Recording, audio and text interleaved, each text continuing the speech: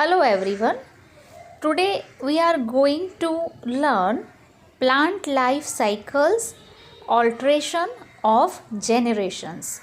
So we have seen that in the case of gymnosperms and angiosperm plants, we have seen the both stages of their life cycle. Those are gametophytic and the sporophyte stage. So, here in plants, both haploid and diploid cells can divide by mitosis. So, these haploid and diploid cells, they can divide by the division called as mitosis. This ability leads to the formation of different plant bodies, haploid and diploid. So the haploid, which will possess n chromosome numbers, while the diploid, that will possess 2n or twice n chromosome numbers. The haploid plant body produces gametes by mitosis. So here the n number which will not differ, because as it has division, that kind is mitosis. So the same number will retain. This plant body represents a gametophyte. Following fertilization, the zygote also divides by mitosis to produce a diploid sporophytic plant body. So here in the case of these type of plants, where the gametophytes having haploid plant body, and following the fertilization, the zygote formed that also divide by mitosis, because here the zygote formation is having n number of chromosome. So similarly it will divide with the help of mitosis only. That's why they possess sporophytic plant body after fertilization. So haploid spores are produced by this plant body by meiosis. So after being the sporophytic stage, spores are being produced, but they can be produced with the help of meiosis. Why? Because in the case of diploid, they have 2n chromosome number. That's why further the meiosis will occur and it will become n in number. These in turn divide by mitosis to form a haploid plant body once again. So on this life cycle goes on. Thus, during the life cycle of any sexually reproducing plant, there is an alteration of generation between gamete producing haploid gametophyte and spore producing diploid sporophyte. So further we will understand it. The plant body having haploid and diploid cells can divide by mitosis. This is the first stage. The ability leads to the formation of different plant bodies. Two kinds of plant bodies are there: haploid plant bodies and diploid plant bodies. The plants who has primitive type of body organization, they are haploid body or the haploid plant bodies. While in the case of plant having higher generation plants, they can divide with the help of these process, but they are diploid plant bodies. The haploid plant body produces gamete by mitosis, and this plant body represents a gametophyte. Following the fertilization, the zygote also divide by mitosis to carry the same number of the chromosomes. Then after it will lead to diploid sporophytic plant body. And then after, the haploid spores are produced by this plant body with the help of meiosis. And meiosis, that means it's a reducing cell division. Mitosis, that means the same number of cells are being produced. These in turn divide by mitosis further to form a haploid plant body once again. Thus, during the life cycle of any sexually reproducing plant, there is an alternation of generations between gamete producing haploid gametophyte and spore producing diploid sporophyte. That means during the life cycle of any sexually reproducing plant, both the type of life cycle which will altered.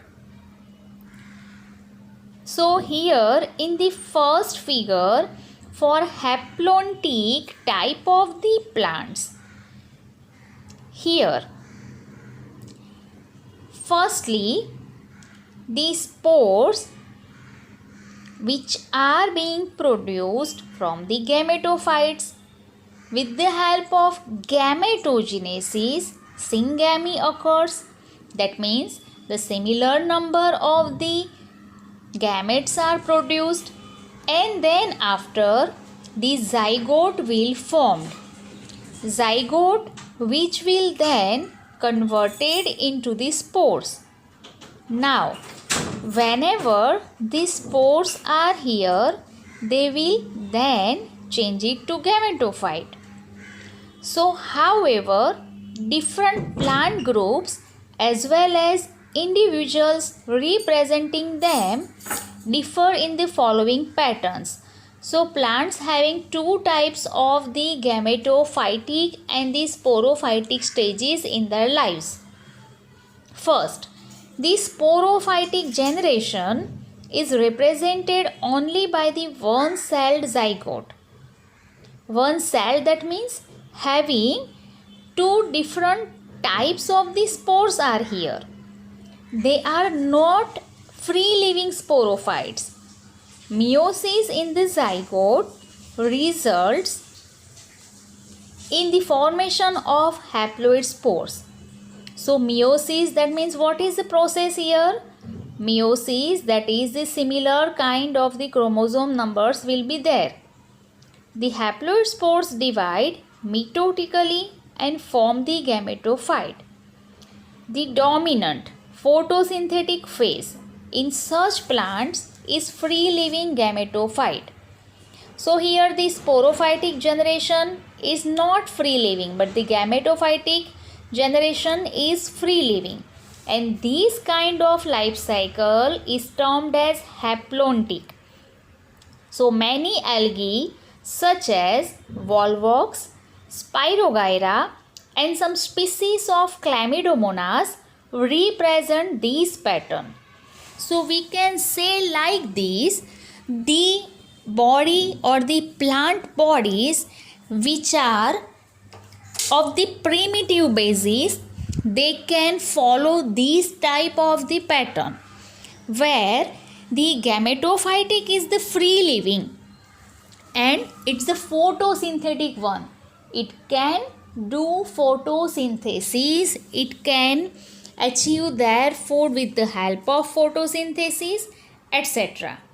So in the first figure of 3.7a, as we have seen here, the gametophyte is the free living or photosynthetic phase and the sporophytic stage is totally depending on it. Why? Because with the help of gametogenesis, zygote will be there. This stage lasts for a longer time. After meiosis, spores are produced. It's not free living, and then after coming back to form gametophytic stage.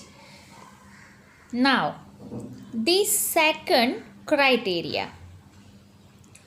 On the extreme is the type wherein the diploid sporophyte is the dominant. So it is totally opposite. So the second criteria, that is exactly opposite to what we have learned in the first figure. On the other extreme, the type wherein the diploid sporophyte is the dominant photosynthetic independent phase of the plant. The gametophyte phase is represented by the single to few celled haploid gametophyte, and this kind of life cycle is termed as diplontic, and alga, fuchs specially represent this pattern.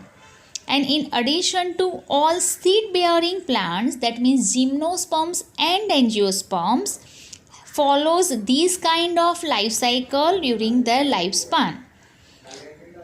So they follow this pattern with some variations, wherein the gametophytic phase is few to multi-celled. So understanding these with describing characteristics. So in the figure 3.7b, we can understand that here this diploid sporophyte is the dominant phase. It lasts for longer time. The spores are being produced after meiosis. They will follows the gametophyte. With the help of gametogenesis, zygote will form, and then after the spores and the sporophyte is there. So algae, fucus represent this type of pattern, and many gymnosperms and angiosperms follow this pattern with some variations. That means they are having gametophytic phase from few to multi-celled. The third criterion, the bryophytes and pteridophytes interestingly exhibit an intermediate condition, that means haplodiplontic. So what is here haplodiplontic? Both phases are multicellular, and however they differ in their dominant phases. So in the third figure, we can see that the sporophyte and the gametophyte stage, both of these stages are interestingly exhibit intermediate condition for same time, sporophytic stage, and for the same time gametophyte stage, but they will differ in their dominant phases.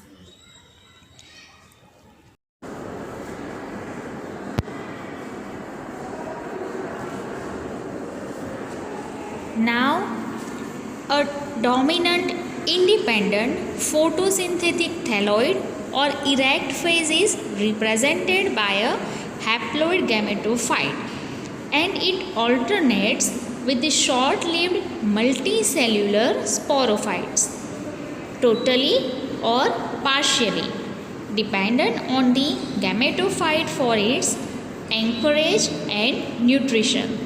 So all bryophytes present this pattern. The diploid sporophyte is represented by a dominant independent photosynthetic vascular plant body. That means the sporophytes which has chromosome numbers that are 2n, that is represented by a dominant independent photosynthetic and the vascular plant body. So it alternates with multicellular saprophytic or autotrophic generations. So independent but short-lived haploid gametophytes, such a pattern is known as haplodiplontic life cycle. So all pteridophytes exhibit these pattern that we have seen in the figure number 3.c.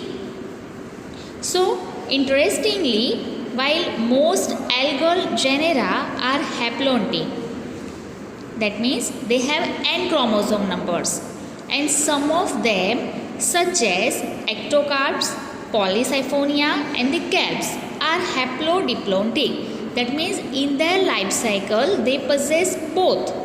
So fucus and alga is diplontic.